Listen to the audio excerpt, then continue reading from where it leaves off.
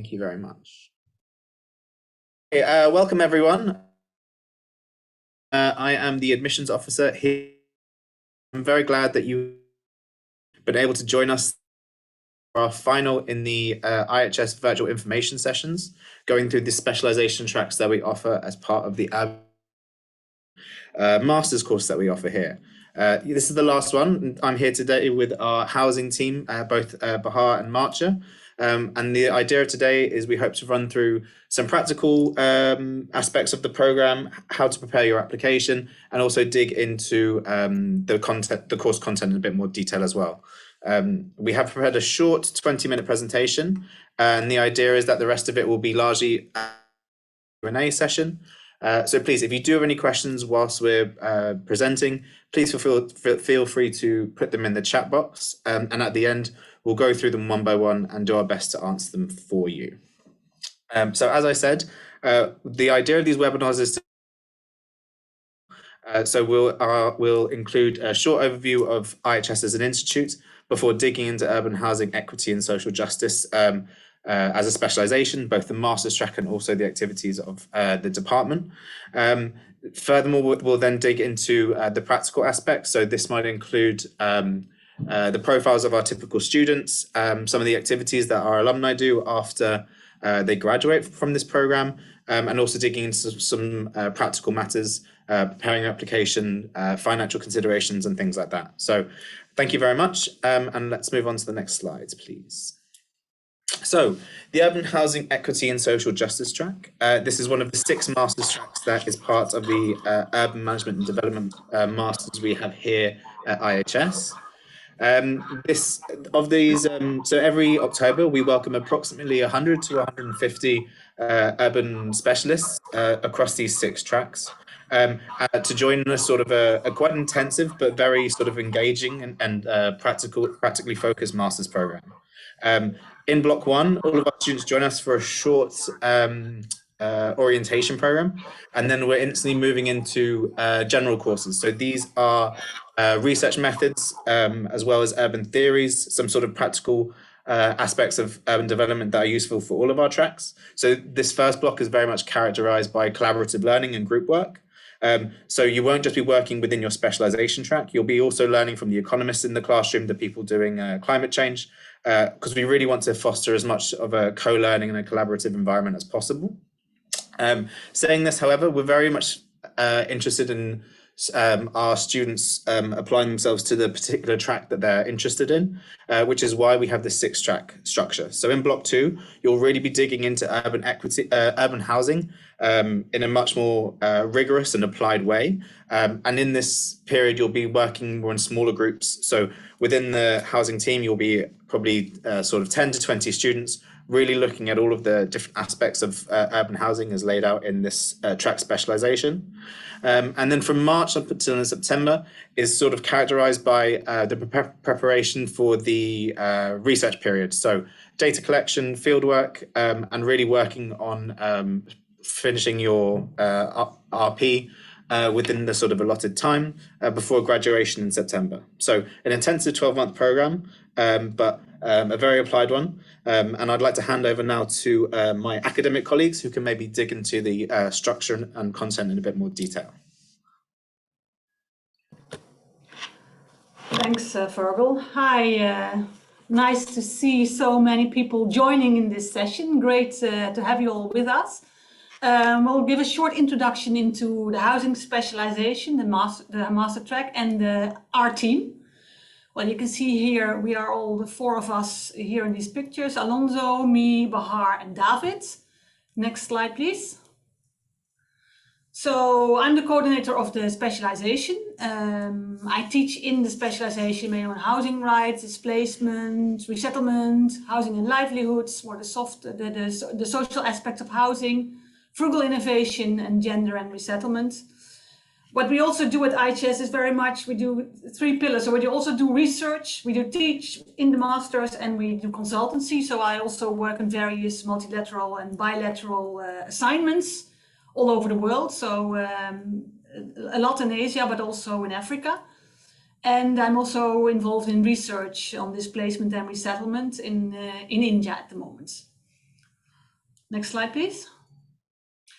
Alonso Ayala, he's teaching and is a consultant and is also a researcher, and he teaches mostly on housing policies, on human settlement planning, housing and the environment, and adaptation to climate change. That is his expertise. He does international consultancies in the field of housing policies for organizations like the World Bank and AIDB and the EU, etc.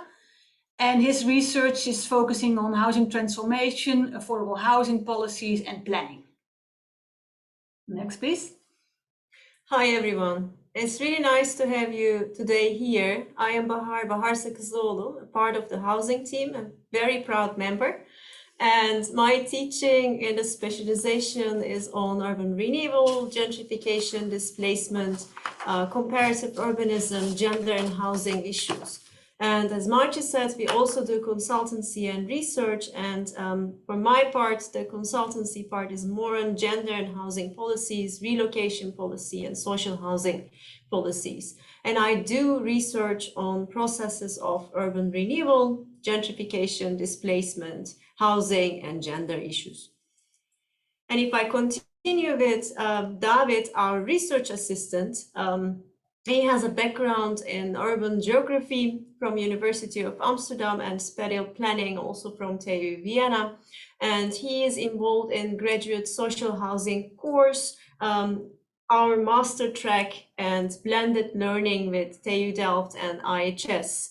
And he is also a researcher, and he does his research on young adults and housing insecurity, informal rental housing in Chennai, India. Yes, thanks. So why would you want to study housing? Well, we know that we were in an affordability crisis at the moment. So housing has become too expensive, both in terms of rental housing and also in terms of ownership. And that is why people tend to live in overcrowded situations. They go squatting, they can only go into informality. By 2025, 440 million people live in substandard housing. That is what the McKinsey Global Institute has found. So we need many more housing experts that deal with this challenge and come design proper policies to address this affordability crisis. Next slide, please. So, and we also see there's an international recognition of the importance of housing. UN Habitat has called for putting housing at the center. So, and we see with international organizations that housing is very much back on the agenda. Cities Alliance has recently started the global program on housing and slum upgrading. The EU has launched a partnership for new urban agenda in the Union States. And many governments are now recognizing, again, that the government has to take more control in delivering, in designing proper policies to address the housing situation in the countries. And and we know, of course, it's part of the SDGs also, that the provision of affordable housing is crucial for all. Next slide, please. So if you already decided that you're just doing this very important topic as the core of your master track, master education, why should you do this in urban housing equity and social justice program? So you do that because at the end of this program, you will be able to develop critical, theoretical, and methodological skills that you gain during the master track that we'll be teaching. And you're gaining at the end of this program critical negotiation skills and solution-oriented practical skills. This is the main hardcore, let's say, skill that you get, like theory-backed, solution-oriented practical skill that you can use in your own profession later. And you are conducting your thesis research in collaboration with ongoing projects in various countries. We'll be talking about that in a bit. And you also have the possibility of guided fieldwork research in ongoing research projects of our team, UHES. And you'll have possible internships with our partners of our master track and as well as the IHS.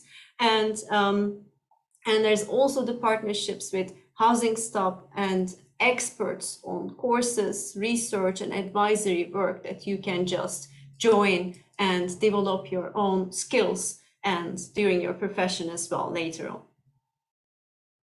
So why should you do it at our institute, right? I mean, that's another question that you need to ask yourself as a student. Why at IHS? Because it's a great institute full with international experts in applied research. I underline applied research because it is really important to apply what you learn from a master's program into your own profession, and we just work in that line. And we have a broad and powerful alumni network working in different fields and in many countries, from national ministries to international cooperation agencies. And you'll be one of them if you complete your master's at IHS. And the city where we are based in, Rotterdam, allows you to understand innovative urban solutions to housing, public spaces, or alternative to motorized transportation. So it offers a laboratory basically for urbanists to understand and apply these skills. So this is another point that IHS offers or is a truly international and diverse environment. So we have so many students coming from different countries, different backgrounds, and it is welcoming in that sense. And we offer the master degree and within the top 100 universities. This is also an important to have in your CV. And we always are up to date thanks to our refresher courses, tailor-made training programs besides our master's degree. And we enrich our teaching and your learning with fieldwork experience. Yeah, just a quote from one of our partners who was at UN Habitat. He said, "We need more and more housing practitioners who understand and who adopt the concepts and practices that we provide in the UHS master track." So that's a very strong quote, if you ask me. Next slide, please. So what are now the strengths of the housing team? Well, we have shared values in the sense that we see that the need to alleviate poverty through addressing the housing challenges all over the world. And we have a strong belief in making a difference through education and training. We really want to make a difference in this field. As a team, we have a lot of knowledge, a wealth of experience in the field of housing, working as researchers, but also as consultants, as trainers. So all that accumulated knowledge we bring into the classroom. And we have very interesting and high-profile partners within the Dutch environment, but also internationally. I think there's a slide on the partners, right? Next slide, please. Yes, so we work with UN Habitat. We work with the Asian Coalition for Housing Rights. We work for the Center for Affordable Housing Finance in Africa, who also lecture in our classes. We work with Anna University. That will be more about the field work, so I will get to that later. And we also work with Ateneo de Manila University, who will also teach in our workshop in the specialization. So these are our main international partners, but we also work with TU Delft, one of the best universities in the world, apart from Erasmus University, of course. And then the Amsterdam Federation of Housing Associations, and we work with Havenstede, which is also a housing corporation. Yes, Bahar. Maartje already mentioned that we have shared values as a team. Our master track is actually stands for 3 shared values. Those are equity, housing adequacy, and social justice. And if I start with equity, if we can have the next slide. We stand for housing policies and institutional frameworks that recognize people's needs for housing to ensure that everyone has access to it according to their circumstances. So we make an emphasis on this principle, the shared value, to make it work in reality. And the second shared value of ours is housing adequacy. And our team developed 5 principles of housing adequacy that are on the screen, as you can read: affordability, accessibility, availability, acceptability, and adaptability. And this shared value stands for the creation of human settlements that foster social, economic, and spatial integration and inclusion. And if I go to our third principle, third shared value, which is social justice, which you can also see in our name of our master track, we stand for supporting housing rights and enhancing people's efforts for an improved quality of life. Yeah, so the main objective of our specialization, of our master track, is that you learn to evaluate how housing policies and approaches address the housing challenge. That is the main objective of the whole specialization. Next one. So now if we present you with a short overview of our master track. So we start in the first week with an introduction into the housing challenge. We look at what does this mean, inequality, informality, and injustice. What does this mean? And yeah, we'll look into that. Then we go to the governance of the housing sector, where we address the equity, access to housing. So how is the governance organized around housing? Then we look at the housing sector and the economy, and there we collaborate with the Center for Affordable Housing Finance in Africa, who provides a lot of, Keisha Rust from that center provides a lot of input in that week on the housing sector and housing finance and the economy. And the third module we have focuses on justice in planning and housing. So we look in this module, right to adequate housing, right to the city, and we do this in collaboration with our colleagues from planning track.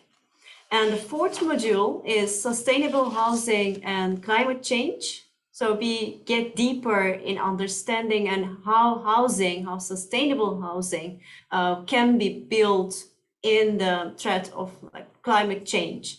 And we do this module in collaboration with TU Delft and Cambridge University. The last one is on formal and informal approaches to housing.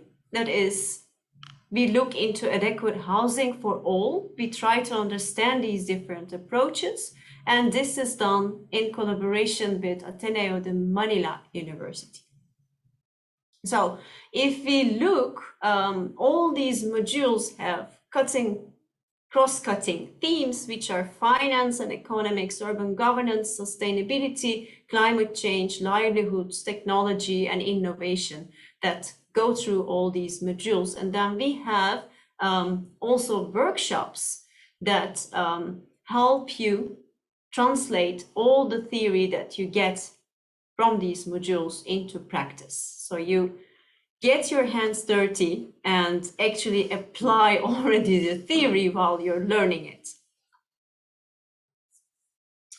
Yes, okay. So there is at the end of the you have to do your thesis, and the final part of the program is that you will go on field work and collect data and write your thesis. And what we offer in the housing master track is a possibility to go for joint field work in Chennai in India. We have currently a research project happening there, and that is why we offer this possibility for the IHS student, but also from other specializations to join this field work in India. And we collaborate with the media department of Anna University there. We also work with Madras Institute for Development Studies, We work with NGOs, with CBOs and planners from the Municipal Corporation of Chennai. And we work with environmental and housing activists. So as an example for what students have done in the past, of course, it has to have a link with housing, because we are the housing team. So we offer this possibility, but it has to, so the research has to connect to the housing theme. What we have done is that we have selected one resettlement site in Chennai where most of the students conducted their research. And Sarah Haas, for instance, from Austria, did her research on community resilience. So there was a link with housing and with climate change. So how women dealt with the climate change situation, with drought, with floodings in that settlement. We had someone from India, Ishita, who looked at the impact of resettlement on social vulnerability of women in that settlement. We had David, research assistant, who looked at informal rental housing practices in another site, in the sites and services resettlement scheme. Looking at the housing path of renters and also the profile of landlords. And then we had Tarek from Egypt, who looked more at political economy, looking at the Chennai Rivers Restoration Project, which had an effect of people living along the river who had to be resettled. So he looked at who is now gaining from this project and who is paying the price. How does this work? And we had Lilian from Tanzania, who looked at the safety aspect of public spaces in resettlement sites, and particularly the perspective of women, whether women felt safe. So the perception of safety in those areas. Yes, so possible research topics, you can see them here.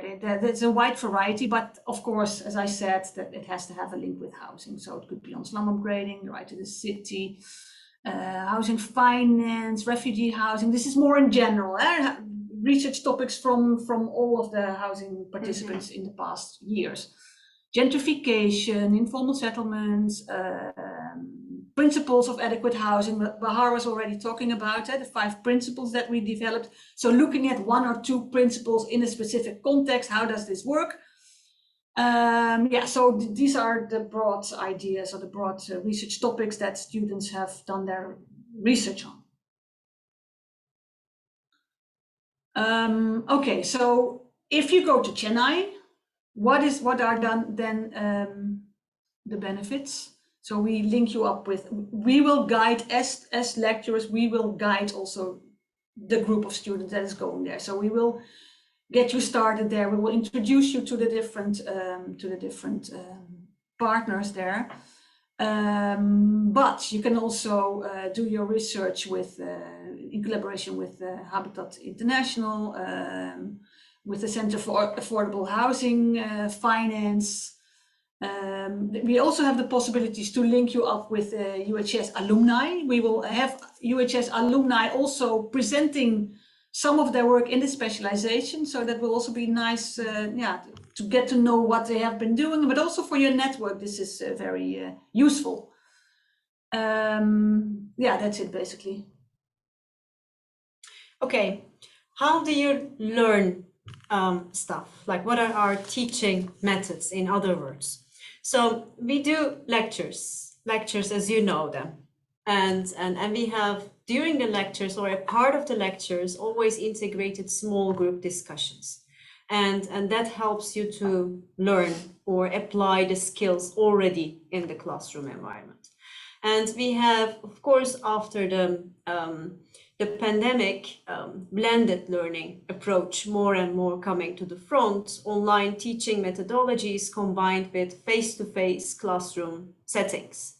But most of the things I hope we will be able to do face-to-face and here in Rotterdam, not like this. So we also have the application of the theories or the skills that you have through excursions in Rotterdam or in Amsterdam, the major cities in the Netherlands. And during the master's track, we have variety of workshops, role plays, games, and they help you to actually apply these skills and also have fun while doing that. So if we continue with like what type of participants we want to approach and want to attract to our specialization, of course, we want you to be curious about how housing field works and how to make housing work for everyone. So that is the main thing. And those who want to make an impact on cities, and as urban professionals, as urbaners, or as researchers, the idea is to make a real change in this field. We would like to attract free, deep, and independent thinkers on to develop our field, which is really great. And we want, of course, analytical and critical thinkers. So you're welcome if you think you're one of those people. And if we go on with the thesis research topics, Maartje gave a couple of examples already from the Chennai research that took place in the last years. But what are other or similar research topics? I'll just give you a couple of examples, like for instance, connecting the disconnected, the role of ICT in livelihood restoration for women in resettlement sites in Chennai. So this was one of the thesis projects that was done within the scope of the Chennai project. And another example could be social exclusion through employers' housing, case of low-skilled international migrants, and this is from Thailand. And another example, coping with development-induced displacement and resettlement, an analysis of spatial transformation of restoring livelihood in a case of Bangladesh's resettlement project again. And one last example, the impacts of gentrification on adequate housing of elderly residents in Zambia. So these are like examples, but in the housing field, it's quite open to set your own theme, and you also gain this idea during the master program. So where do IHS alumni work? So if you, let's say you applied, you got in, you had this beautiful education, and what happens afterwards, right? Where can you work? Where do you get employment? So we have alumni from our specialization working at affordable housing as an affordable housing expert at World Bank office in Jakarta, for instance. Or we have associate professor at National College of Arts, Lahore in Karachi. Or we have a director of housing and social services at Chilambo Municipal Council in Zambia. And as you can see, there are really different fields that you can work, both in the public and private sector, in institutions that are related to housing field and urban, and also in policy field that you can just work in government sector, often back in your countries or in other settings. But we have also a lot of researchers that come to do their masters and then continue in the academy. That's what I can tell you. There's a lot of variety. There was already an interesting question from Benson. Okay. Whether you're also free to choose your own city for research. Of course. You can, the world is our field work. You can even work in space, but we haven't done that so far. Housing in space. Yes. No, but you're free to choose your own city or to choose your own location. Yes. We can guide, we can help you if you want to go to a particular country, something where we have contacts, but of course you're free to choose your own site. So If we continue with the student profiles, participants of the previous education, they came from fields that are architecture, marketing, gender and development studies. And if we look at their experience, which fields their experience were based on, it was district community development officer, urban planner, architect, accessibility auditor. I think the rest is for Fergal, right? Yes, thank you. Bahar and Maartje, I think it's great to see that sort of level of sort of really going into detail. I think you've done a great job of explaining just how applied and sort of varied the experiences are. So just moving now on to some more practical matters. Something that we always want to make sure is that you have as much information as possible so that you can make an informed decision. Some of you were prospective students, I recognize some already applied. So just so you're aware, applications are currently open. People are welcome to apply now, beginning of the summer. So we have a period, but we have the possible to optimize your application and make it as competitive as possible, but also to consider issues like how are you going to be funding the masters, how are you going to be, and things like that. If you are interested in making an application, I would suggest you do it quite soon. The things to bear in mind, there is a flat rate for tuition, which is 14,000. However, if you make a payment, if you apply and pay before the 1st of June, a €1,000 discount will be applied to the tuition fee. This can be combined with any other partial scholarships or tuition fee waivers that you can get from development bank funds, employer sponsorship, a number of different areas. We do maintain a scholarship and fund. So please check out the resources page on our website for some specific information. And if you are looking for funding, we're always happy to walk you through options in the admissions office. So just get in touch if you have questions. Please bear in mind, we always say it's quite an intensive program. So it's 12 months and that's 12 months of quite hard work. But it's an intensive program so that you can get out into the field and enter the labour force as soon as possible. So things to bear in mind when you're getting your application ready. We are not making an assessment based on a single metric, as Bahar and Maartje sort of represented. We're really looking for deep and applied thinking. So that might be a relevant sort of background with a high academic grade. But equally, we want to see that you have practical experiences working in diverse groups. Professional experience is highly favoured at IHS. We really want to see different stakeholders and sort of group assignments as well. Important things to bear in mind, though, all have at least need to have a bachelor's degree. Other qualifications like diplomas will not be accepted. Equally, we need proof of sufficient command of the English language. So that will either be an IELTS test or a TOEFL score. You can check the requirements on our website. Equally, we can waive those requirements in case when you have completed your bachelor's degree in the English language basis. So please contact us if you have questions about the English language requirement. It is a rigorous for your transcript results as well. We are interested in seeing that you have a high academic level and can sort of contribute immediately sort of within the as well.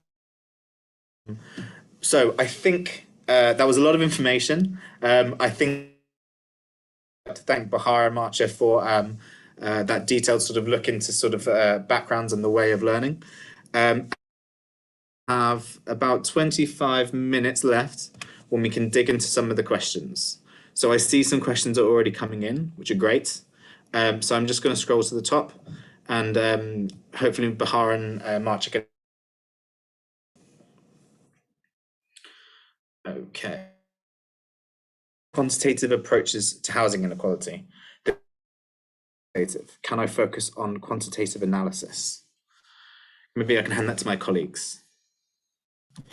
Okay, I'll just start and maybe Maartje can also add.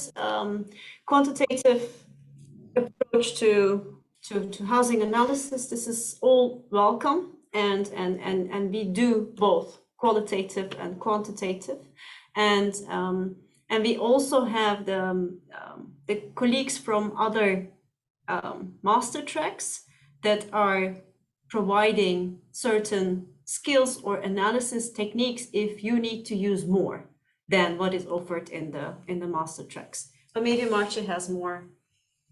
Yeah, so and what a number of our students do is that they do both. So they do some qualitative and say they do some quantitative. So they conduct a survey, but they also do some more qualitative research, like some in-depth interviews to cross-check their data. But it is possible to go for like purely quantitative analysis of housing inequality if you have an idea about what you want to do. Sure. And there is the expertise in-house, yes. Yeah. You work with data sets, or that's all possible. Yeah. I see a number of people who have raised their hand in the chat as well. I suggest that maybe we go to those people first and then return to the chat. I see Fizzo has raised their hand. Would you like to unmute yourself and ask your question? Yes, good afternoon. Can I come on video? That's allowed. Of course, yes. Of course. Yes, go please. Hello. Hi, Sorry. good to see you. Yeah, I'm joining from Zambia. Sorry, you might have heard in the news our dam fell, so we don't have a lot of electricity running in houses today. So one of the reasons I wanted to join the program. Well, I wanted to find out because this is like my fourth attempt to apply, and I always feel like I always hit the rock when it's about to come to about sponsorship issues. I wanted to find out, are you offering any guidance on funding this year? Is there somebody I can call? I'm not sure where I always make the mistake every year. It's like I'm always missing something in either in my OKP's activity sheet, or I'm always missing something. I'm not sure anymore. So I'm making another attempt this year for both the master's program and of course the short program as well. I already applied for that, and I already did the Coursera courses that you're offering at IHS. So I want to find out what else I can do differently. Do you help? Is there somebody I can call and can just give a little bit of guidance to give me some help, because I'm not sure what I've been missing the past 3-4 years now. Thank you so much for your question. In Zambia, I work for the housing section, and I'm passionate about housing, so especially the equity side of it. So I'm excited to try again this year. You should come, but Virgil can tell you more about that. Yes. Virgil. Thank you very much, Fizzo, for introduction. And I think that so I'm your man. So if you have questions about sponsorship, or you have questions about the admissions process, answer those questions individually. When the Q&A is over, you'll see the contact details for the admissions office. So contact us directly, and we can walk through what the options might be for the short courses and for a master's application as well. No. I hope that's helpful. Annabelle, I see, has also raised their hand. Annabelle, if they'd like to. Yes, thank you. I'm from Mexico, and I'm very excited to hear all of the program. It's pretty cool. But my question, I think it's going to be the same answer you gave about the essay of the urban challenge of your city. I want to know if I need to be very specific, if I can be specific about the field I want to research, or I should leave it like more general and just explain what is the challenge in my city.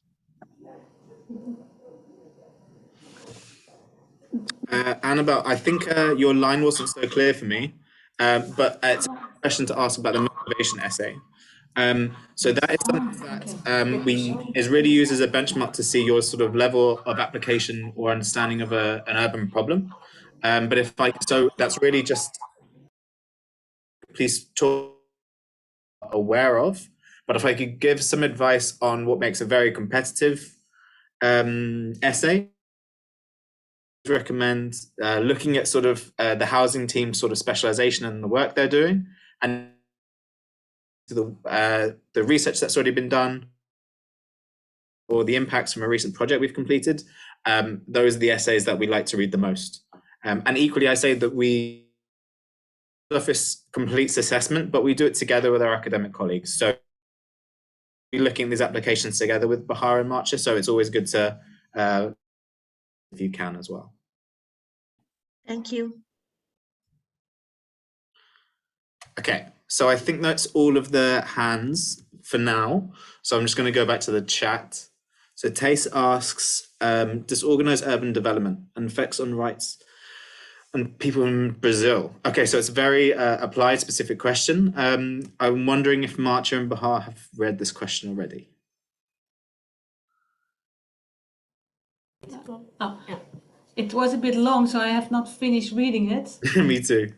But it's great to see that you already have such a clear thing in mind that you would like to study. I think a lot of it is possible, and it's not necessary for those who think, oh, I don't have a topic yet. There's no need to have a topic in mind. If you already have a topic, that's great, and we can discuss that when you come to IHS. Mm-hmm. What you have presented here, I think that is very definitely possible. And then looking at it from the 5 A's perspective, so the accessibility of housing for those with who are physically challenged, for instance, if I read it correctly, yeah. Yes. So there are different perspectives from which angle you can look at this situation. But of course, this is very relevant for our housing program. Mm-hmm. Yeah, if you focus on housing, that is totally, and I think we would also really appreciate to look into specific groups and their needs and rights to adequate housing. So very much welcome. No. Yeah, thanks very much, Tace. I would say as well, as Maartje and Bahar already said, there's no expectation to come with a topic, but many students already do. But it will change over time. So your interest will be in rights or it will be in housing. But if you want to look at it from a governance approach, you can work with our experts who look specifically at governance or political considerations as well. But I think most of our students who come with a research topic, it looks very different by the time we start their research project in March, I would say as well.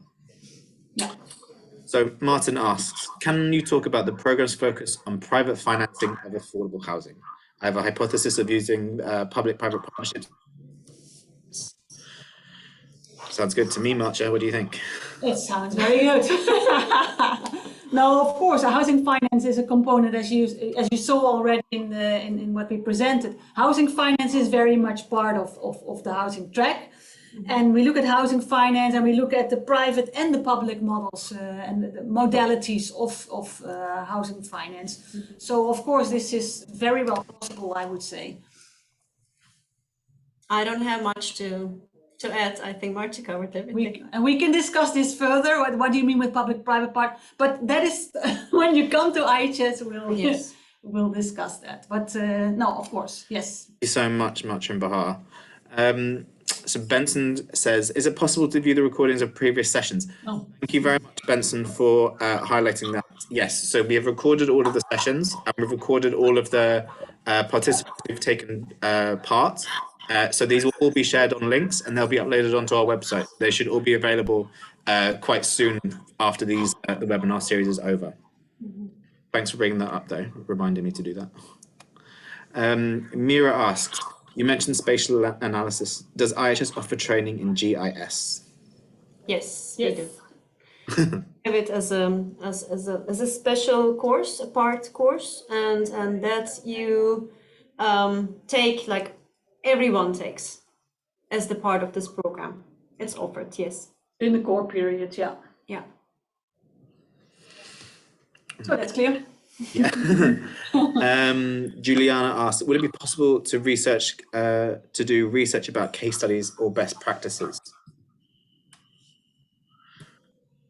Yeah, of course. That is, a lot of our students take the case study approach as the approach for their research.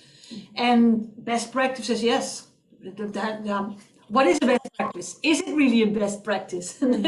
So yes, that is definitely possible. It's still very broad, but yeah. Yeah, thank you very much, Maartje. Aditya asks, is there any scope for researchers at IHS, or is the master's the only way? I already have a master's degree in urban planning with housing specialisation from Erasmus University. Thank you very much for that question, Aditya. We know Erasmus University very well, actually, and you definitely have a relevant experience. So I mean, personally, I would be interested in seeing your application from an admissions point of view. But just to speak about the options to collaborate with IHS, we really don't offer any ability for students to if you're doing the master's degree, that's really a full-time commitment. We really expect people to not take on any part-time work. And IHS is not, doesn't have any scope for sort of part-time research vacancies, unfortunately. We do have opportunities for interns, but those are normally graduate students already. And we do have vacancies, so whenever they come up, people are welcome to apply, but there would be no ability to combine that with doing the master's the housing track or our master's programs, and there'd be no ability to use that to sort of offset the cost of tuition, I should say, as well. Okay, Mira asks, how do classes happen online or fully online because of the new corona regulations in the Netherlands? Yeah, well, the situation is changing. We can only respond to the guidance at the time. But I should say that we've never gone fully online except for during periods of lockdown. So we have a hybrid approach. Something we should have said maybe in the presentation is we're a small institution. So the housing team, you'll probably be 10 to 20 students. So we're always very hopeful that we can complete physical classes with social distancing. So assuming guidance doesn't change, we're looking forward to a fully online master's program next year.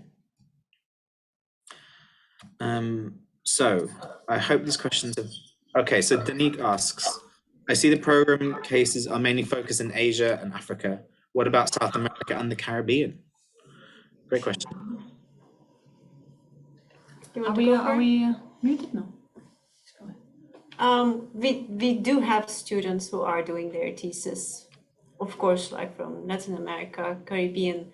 That is just not only, I mean, if we represent it as such, then we should add right now, like the entire world is our field work and all the cities they're interested. It's mostly global south, but we have more and more people also coming from global north. But for sure, South America and Caribbean are in our focus areas. Yeah, thank you very much. Yeah, Danique, really our academic team who are consultants have a very wide scope of are sort of represented in South America and Caribbean as well. We've just completed a large project in Ecuador, and we also have students who've joined us from Caribbean countries, and we are working on collaboration with partners in Suriname as well. So we are represented in South America as well, although we're obviously always looking to expand that wherever possible as well. Okay, Andrea, I've been interested in learning about how architecture can change and have a positive impact on social housing. So how deep or in what way are architecture-related topics thought besides policies? It's a great question. Bahar, can you... It is really a great question. I think this is really welcome as a focus for research and as a thesis topic also. But we have this also covered in our sessions. To give you an example, we look at how the design and architecture of the buildings change after renewal projects, for instance, and how that impacts the relation between people in that block or with the neighborhood and everything. So it is in our program, and it would be really great if you want to work on this topic. So welcome, Andrea. Yeah. Thank you so much, Bahar. Okay, Mira asks, in informal settlements, does IHS have experience of working in informal settlements? Go for it. Yes, I think we have a long in working in informal settlements, both in projects and also in research. So we are internationally renowned for our expertise in this field, and we bring this in our classroom. So we have, if we look at the module on approaches, one of them is on slum upgrading, on resettlement, on housing for vulnerable groups. But informal settlements is very much in our training program, and that is part of our expertise. And we take it also as an approach to develop housing. You know, it's not like not only the formal approach, but also the informal housing approach, that you learn about what happens, what are the ways that we analyze these informal settlements, and what are the policies that are made to offer right to housing for all. Thank you so much, Bahar and Maartje. So I'm just looking quickly through the chats. I think we've answered all the questions. We've done it with 3 or 4 minutes to spare, so I'm very happy about this. I'll honestly say I think it's been a really great session, and I think it's been a really good discussion. So thank you for all of your great questions. I'm just sharing the contact details for the admissions office on the screen. If you do have questions, we're always happy to answer them on a one-on-one basis. So please contact us. If you have academic questions, you're also welcome to give them to us, and I can share them with Bahar, Maartje, or any of our other colleagues. But away from that, I would like to thank you all for attending today, and thank you also to Bahar and for the great conversation and feedback as well. You're welcome. Very much, everyone. Thank you very much. Yes, thanks a lot. Have a nice